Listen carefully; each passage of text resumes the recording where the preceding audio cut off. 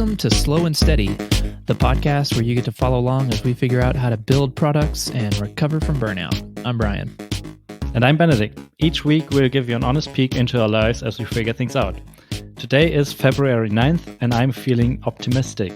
This is episode number 77 and I am feeling encouraged. Wow, this is like a double. A double plus. Yes, it's happening. That's a rare one in the last couple of episodes. I know.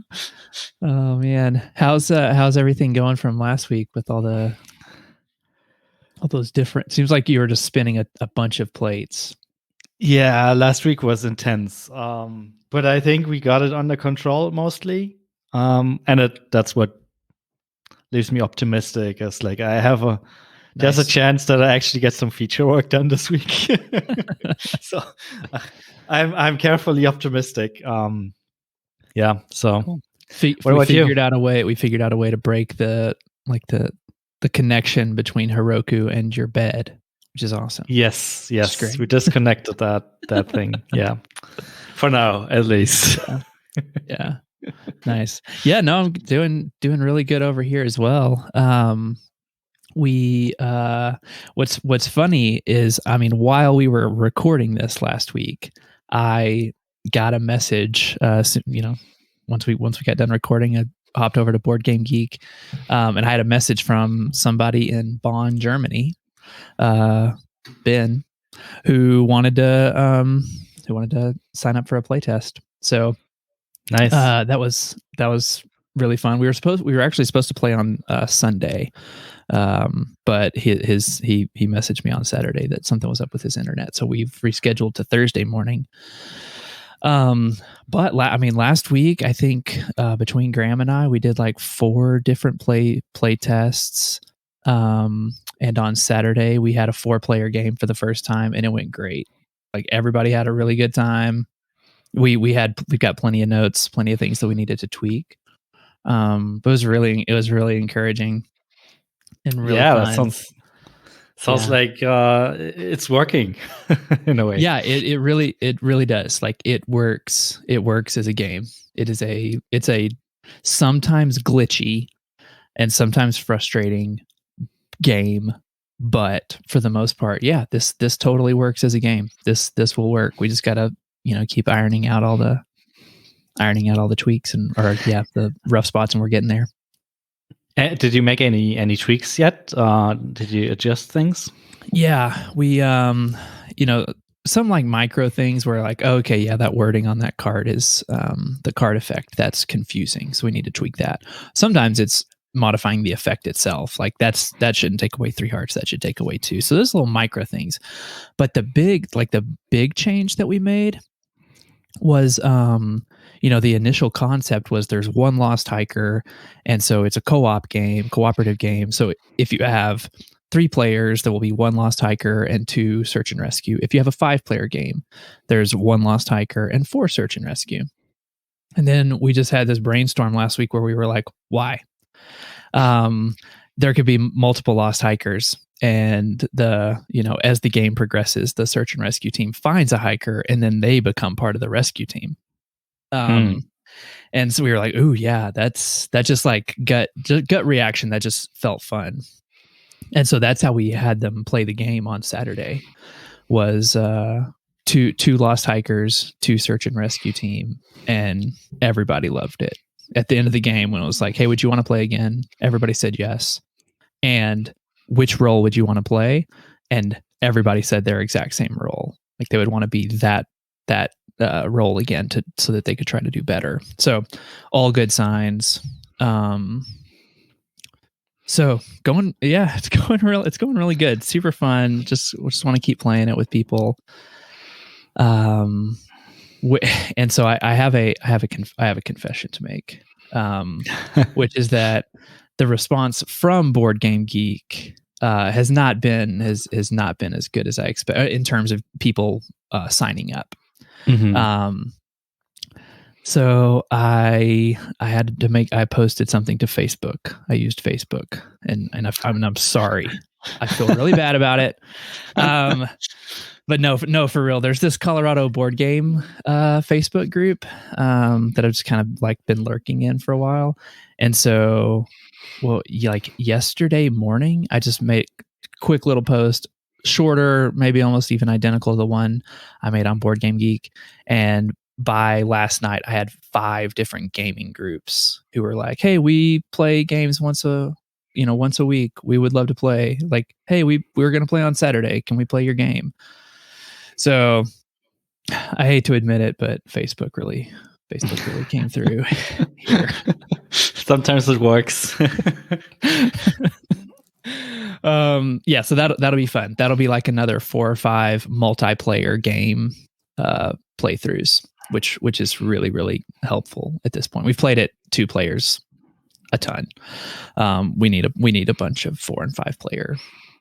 Are you joining those playthroughs? Yeah.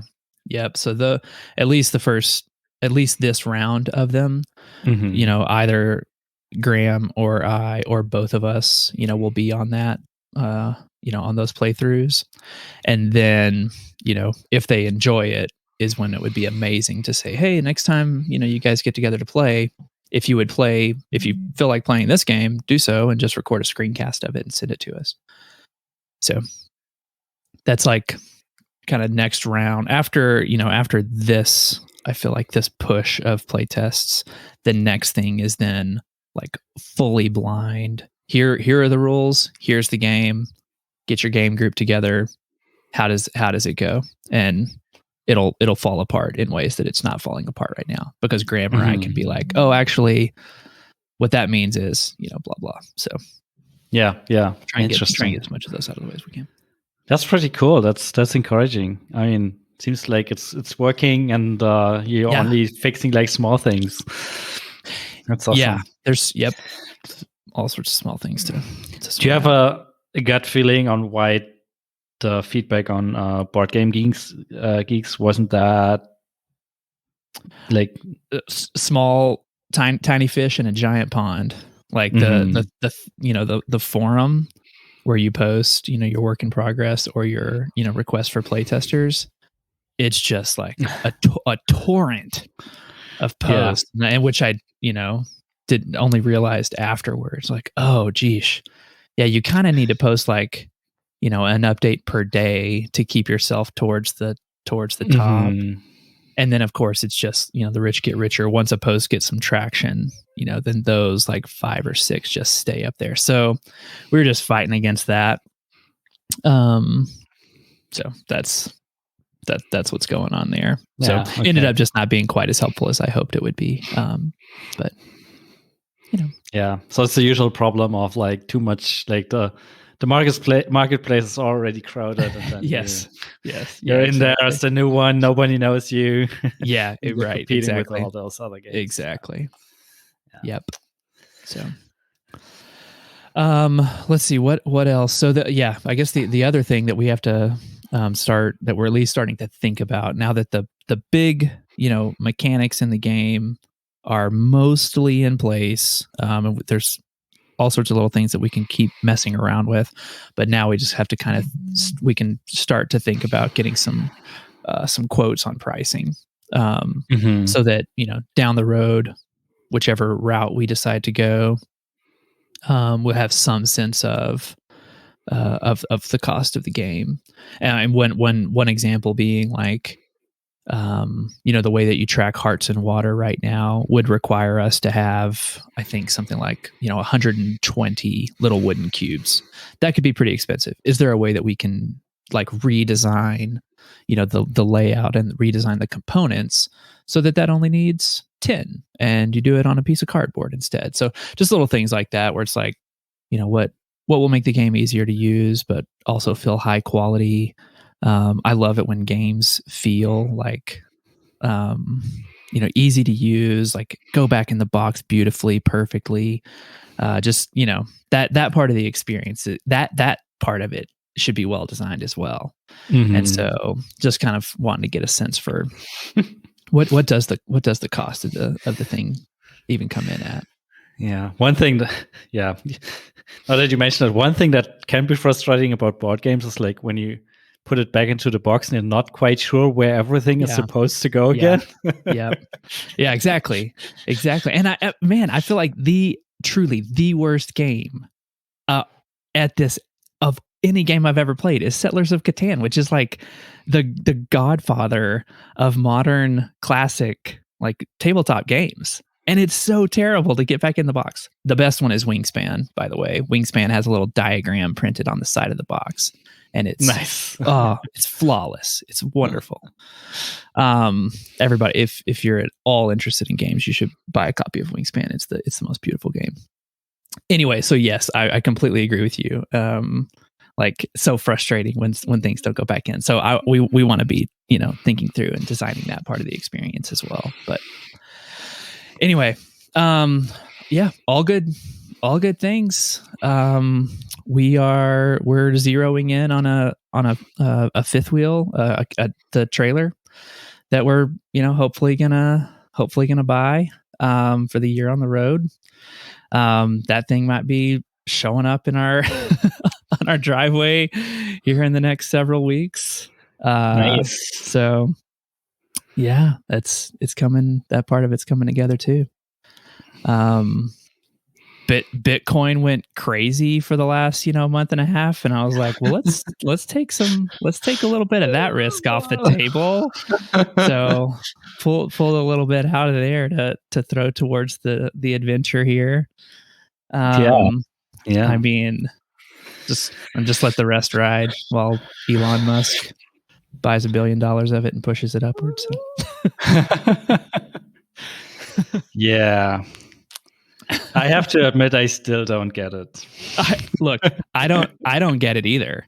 I understand theoretically like what the use cases could be, but will they prove to be true? I don't know. It's just that like 2 years ago, I thought the same thing. I was like, here's some just threw some money into it and let it sit there for a couple years, and now it's worth a whole lot more than it was when I put it in there. Yeah. So pulled some money off the table, and we'll see how much longer Patrick McKenzie proves to be wrong about this until eventually he's probably right. But I'll try to get a camper out of it in the meantime, I guess. Yeah, that's a good idea. The thing I can't get my head around is just like the energy consumption of the entire thing. Yeah, like, right. That almost makes it that for me right now makes it a no-go. Like from the start, like I don't want to way it can sustain itself. Oh yeah, yeah. And I don't want to be part of it because it feels like insanely stupid. Like we're trying to save the climate and whatnot, and then we're also doing this. Yeah. Which feels like this doesn't align. This is not a good idea. Got it. Yeah, I don't know. I really don't. Yeah. But then stuff like this happens and the price goes up, and I'm like, yeah. Mm-hmm. Back when I first heard about Bitcoin in 2011 or so, I should probably have bought some. Yeah, it's like $114, or even mine some. Back then, I mean, you could still reasonably mine things back then. Yeah, I guess I think the reason that I feel like, I mean, it's pure speculation right now. Yeah. What I appreciate about it and like about it is that there just aren't very many opportunities in the market for non-millionaires and non-accredited investors to be able to participate in something speculative. Mm-hmm. And no doubt it's got its downsides. Like you point out the biggest one, like energy consumption. Is it even sustainable, let alone long term? Is it sustainable midterm? Who knows? But if the speculation proves out, then there will be a mass of resources with an incentive to figure out that part of the problem. Yeah. And we can't imagine what it might be right now, but there could be something there, Yeah. So that's how I look at it. Yeah. We'll see. What's happening with you? Yeah, not a lot, to be honest. Spent like most of last week, the first 2 days, just fighting fires and putting out fires and getting the deadlock removed. I mean, who knows? But it hasn't happened since, so maybe I fixed it. But yeah, overall, spent the rest of the week just getting rid of our action cable part of user list. So we used Rails kind of built-in Yeah. WebSocket library to run our in-app messaging. And I had a feeling that I'm not a big fan of Action Cable from the start. Like even when I started using it, there were some parts that didn't feel right. And looking at our Heroku metrics, like the day we enabled that feature, like our memory consumptions just skyrocketed. Interesting. And over the last week, it became clear that just like the connection handling of those in-app messages, or like basically the open connection to the server, is just like eating up resources on the server, and we have to add more dynos on Heroku just to keep the thing up and running. And add those two together, I just wasn't happy with the solution anymore. Yeah. And how long was Action Cable Rails 5 or 4? I probably But Rails not 5, yeah. okay, but not 6 for sure. Like it's been around for at least a major version, and it's been around for quite a while. Okay, yeah. But it doesn't feel like it has improved a lot since I was then. asking, like, how new is it? And there are solutions that there's like any cable, which is like a action cable compatible re-implementation of the thing in Go and in Elixir that talk back to your Rails application. And I considered that for a while, but getting that set up on Heroku is kind of awkward because they use a gRPC connection to your Rails app to like forward those like actions into Rails. And that doesn't work on Heroku out of the box. So you have to have like a super strange add some add-ons and setup that it kind of works, but it felt like not a good solution. Yeah. So I decided to switch all of our infrastructure around like in-app messages to Ably, which are basically just a real-time messaging platform of sorts. And ABLY? ABLY, yeah. Okay. ably.io. Okay, cool. How's that going? Yeah, that's going well. It was easy to integrate, relatively easy to integrate. We are just sending HTTP requests to their service, and they basically forward whatever we sent in there to connect the clients using their WebSocket library. And we even for client-side tracking stuff, we basically use the same WebSocket connection to Ably. The browser sends like tracking data in there, and then they package it up in like big webhook requests to our server that just like group a bunch of messages together, and then we can process them in one batch.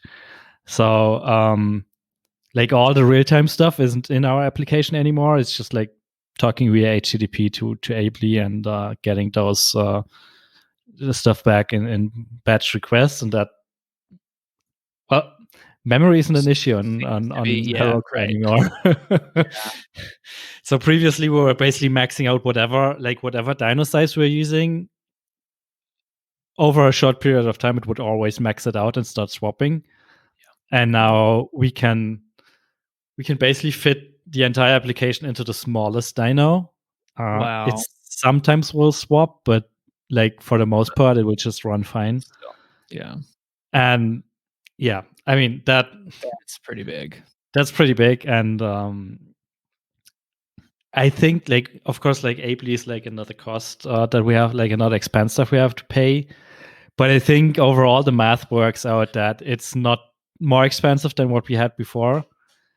But it's on like the Heroku part is faster now because it doesn't do a lot of swapping and it doesn't have like this additional responsibility. And the Ably part is not more expensive than what we had in additional dynos. Yeah, So so right. It's the it, cost of a yeah, dyno or less. yeah. Then So I mean, even if we pay the same amount of money every month for like 2 services now, it's still a better setup because it's like faster and more reliable.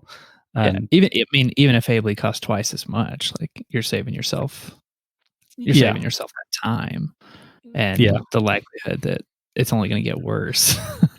yeah, exactly.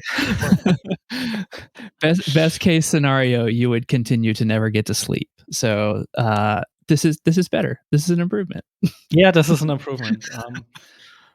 That's That's for great. sure. Yeah, and there's still one more issue. Like sometimes we get spikes in high response times. I haven't quite figured out why. Mhm. My current suspicion is that we're still a little bit under provisioned in terms of dynos, or like the combination of like processors per dyno and threads per process and stuff like that. So Mhm. sometimes we get like spikes and it just basically consumes all available threads, and then stuff waits longer than it should wait. Mhm. But I'm hoping to dial that in over the next couple of days, like get a play around with some numbers and see what works and what doesn't work. Mhm. And hopefully it's smooth sailing after that. So I have high hopes that I get some feature work done this week, because last week was basically just Yeah. that stuff, and I ended up have to admit I ended up rewriting our entire client side part of the in-app messaging. Just it was Okay. a mess. And it was easier to just rip everything apart and like And assemble it again. completely Yeah. so it's done. You completely rewrote it and deployed it to production? Yeah. It's Wow. it Yeah. it So wasn't it's not that big. Like okay. it wasn't super elaborate, but I like a year ago, something like that, when we first built this, I thought I was clever by just like splitting stuff into like different npm packages and like reusing stuff and making it work well together. But the downside of that was that whenever I made a change, I had to touch like 5 different Uh, yeah. places and libraries and then deploy them in the correct order, and it was a nightmare. So I decided to just like it's still out there, and it's still, but like our part of the application, the client side code that shows the messages isn't using any of that anymore. I just like re-implemented all of that in one application, Yes. and it's Yeah. Nice. so much cleaner and so much easier to work with. Yeah. And now it's just one deploy instead of 3 or 5. With all sorts of Yeah, dependencies. yeah, exactly. So Nice. it was worth doing the rewrite, just because of that. Because previously I dreaded going into the code and Mhm. making a change, because it was just I mean, that's yeah, a huge that's always a huge flag. yeah, Like yeah, exactly. I definitely you have outsmarted myself there. Well, so what are some of the features that you would like to work on this week if the maintenance stuff does prove to hold up? Yeah, so the thing I want to work on this week is get our feet wet with identity resolution. And I probably have to back out of this a little bit and explain what I'm meaning by this. But right now we have like the user records in there, and they Mhm. have one identifier, and that's a required field. And Yep. until now, it was like it's usually like the primary key in your application's database, Yep. something that you Yep. can reliably identify a user with. But with the new marketing stuff, that doesn't work anymore. So we have like marketing subscribers which don't have an ID in your database because they're not customers yet. Mhm. And so they're probably signing up by their email address, Email something address. like that, or some other thing we don't know yet. And the other part that plays into this is we want to build more integrations, and like your user ID might not be like your unique user ID from your database table might not be available in all the integrations you want to add. Yep. So now we need the system to identify the same user based on multiple IDs, like your user ID in your database, their email address, their Stripe customer ID, Yeah. whatever. And Yeah. now we need to figure out a way, basically implement a way to map all those identifiers to the same user inside of user list without Mhm. making it super complicated. And that's the part I wanna get right, because it feels like a core. This is the core problem of the integrations, and one of the core problems for the marketing stuff that Mhm. kind of has to be in How place for this to work. I mean, how does that work? Like, you have a completely separate table that assigns, like, a globally unique ID that can look up multiple different columns, and you can just add columns over time? Yeah, I think that's what it's going to look like. Right now, we have just a users table and an identifier Yeah. column on there, and I think we probably just keep that for now, but we'll add a Right. new aliases or identities or whatever table that just has like um, ID in the users column, name of the service, and identifier in that particular service. Yeah. And then have some smart logic that, like, when the data comes in first, figures out, like, is this already in there? Can I, Totally. like, pull some information and map? Maybe, let's say it's just the first time we hear about a new Stripe customer. Maybe there's a email address on that, and try to look up the user from the email address and then make that connection, Yeah. something like that. And Mhm. that's the thing I wanna at least start to Cool, figure out this week. And cool. probably not going to deploy anything, but I feel like if we solve this problem, Yeah. Get the roughs in place and it's a good first step, because yeah. then we can get rid of the requirement to always have an identifier, and that basically allows people to start using it for marketing, because Yes. that's the big limitation, other than double opt-ins, that's currently stopping people from using this as marketing tool. Okay. Cool. Yeah. But so if you solve that hurdle, then most of the other things that people would need to use it as a marketing tool are already in place. You just kind of need to repurpose them to be like marketing facing, or are there a few things around list management or something that you feel like you need to do before you truly launch Yeah, it? like the only other thing that we definitely need is like the double opt-in stuff for the marketing. So because I mean, at least in Europe, you need to have double Yeah. opt-in. You Yeah. can't just sign up everyone Yep. for your mailing list without them confirming it. So that's the part we need to build, and then some sort of forms thingy where you can embed forms on your website. But we're probably skipping that for now and just have like an HTTP endpoint. You can write up your custom form code and Yeah. then just post the data there. Yeah. Um, so those are the Okay. two big things. I mean, Sounds like it's not a lot of work, but I'm sure I will be working on this for a while. it at least feels like you can see the end of the, Yeah, the at development. least It's I not can like see this. Yeah. Yeah. there's a path, at least. I mean, I'm not sure if I can see the end, but at least I have a direction to go into. Okay. And of all of those things, the identity resolution thing feels like the biggest and most challenging problem. So I'm tackling this one first. Mhm. Smart. That's smart. Yeah. Yeah, we'll see how it That's goes. exciting, dude. That's really exciting. Can't wait to see it. Yeah. I wish it would be done already. Oh, the perpetual state. Yes. Yeah. That's all I've got. Do you have anything else there? No, that's it. Not much else Cool. happened. Yeah. Well, let's mention SaaS Summit one more time. That's the 11th and 12th, right?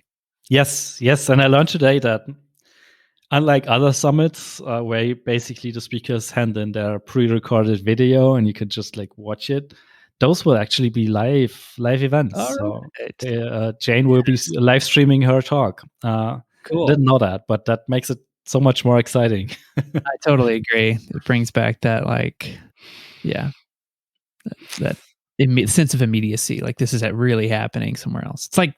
It's just not the same to watch a recorded the Super Bowl or the World Series recorded. Like yeah. I need to know it's happening. It's happening right now. So yeah, that's awesome. I'm not sure like how if they have like some audience participation or even like a hallway track thingy going on. That would be kind of cool. But I don't know. Maybe they do. We see. Cool. Well, February 11th and 12th, saassummit.user.com. Jane Portman will be speaking. That's all you need to know. And there are all these other great names. Cool. All right. Good catching up. Yep. Talk to you next week. Bye. All right, later.